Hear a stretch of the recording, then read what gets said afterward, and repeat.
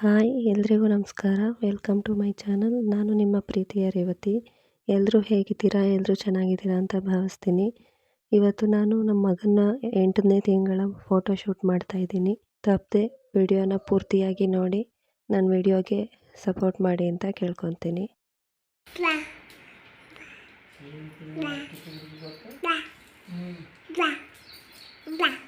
ನಮ್ಮ ಹೊಸು ಕೆಲಸ ಎಲ್ಲ ಮುಗಿದ್ಮೇಲೆ ಪಾಪು ಮಲಗಿಸಿ ಕಾಲ್ ಮಾಡ್ತಾಳೆ, ಅವಾಗ ಹೋಗಬೇಕು. ಅಲ್ಲಿವರೆಗೂ ಆಟ ಆಡ್ತಾ ಇದ್ದೆ ಪಾಪು ಜೊತೆ.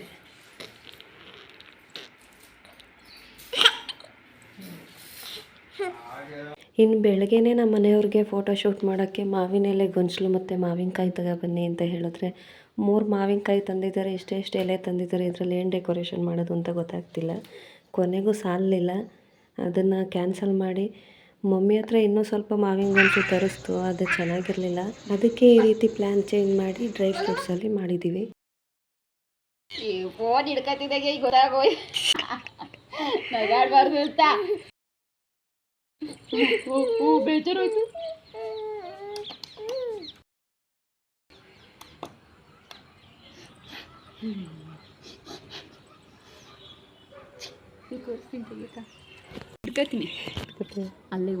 ಇನ್ನು ಫೋಟೋ ಎಲ್ಲ ತೆಗೆದು ಮುಗಿಸಿದ ಮೇಲೆ ಮನೆಗೆ ಬಂದು ನಮ್ಮಮ್ಮ ಅತ್ತೆ ಸೇರ್ಕೊಂಡು ಚೌಕಾಬಾರ ಆಡ್ತಾಯಿದ್ರು. ಇವತ್ತಂತೂ ಫೋಟೋ ತೆಗಿಯೋಕ್ಕೆ ಸಾಕಾಗೋಯ್ತು, ತೆಗೆಸ್ಕೊಳ್ತಾನೆ ಇರಲಿಲ್ಲ. ನಮ್ಮ ಪಾಪು ಅಂತೂ ಅವ್ರ ಅಪ್ಪ ಇದ್ದರೆ ತುಂಬ ಚೆನ್ನಾಗಿ ಎಂಜಾಯ್ ಮಾಡ್ತಾನೆ. ಅಪ್ಪನ ಜೊತೆ ಚೆನ್ನಾಗಿ ಆಟ ಆಡ್ತಾನೆ. ಇಬ್ಬರು ಜೊತೆ ಸೇರಿ ಆಟ ಆಡ್ತಾ ಇದ್ದಾರೆ ನೋಡಿ.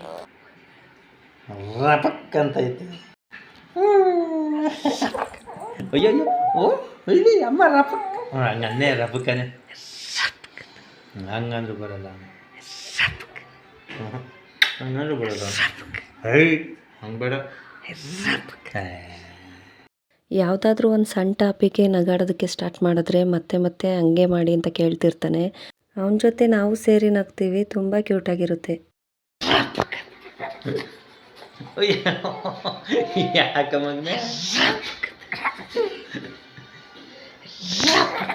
ಅಯ್ಯೋ ಮಕ್ಕ ಹೊಡಿತು. ನಮ್ಮ ಮನೆಯವರು ಅಂಗಡಿಗೆ ಹೋದರು, ನಾನು ಪಾಪುನ ಕೆಳಗಡೆ ಬಿಟ್ಟು ಆಟ ಆಡಿಸ್ತಾ ಇದ್ದೆ. ನಮ್ಮಮ್ಮ ಪ್ರತಿದಿನ ಹೂ ಕಟ್ತಾರಲ್ಲ, ಅಲ್ಲಿಗೆ ಹೋಗಿ ಚೇಷ್ಟೆ ಮಾಡ್ತಿರ್ತಾನೆ. ಹೂ ಕಟ್ಟೋಕ್ಕೆ ಪ್ರಾಬ್ಲಮ್ ಮಾಡ್ತಾನೆ. ನೋಡಿ ದಾರದ ಉಂಡೆನೇ ಎತ್ಕೊಂಡ್ಬಿಟ್ಟ.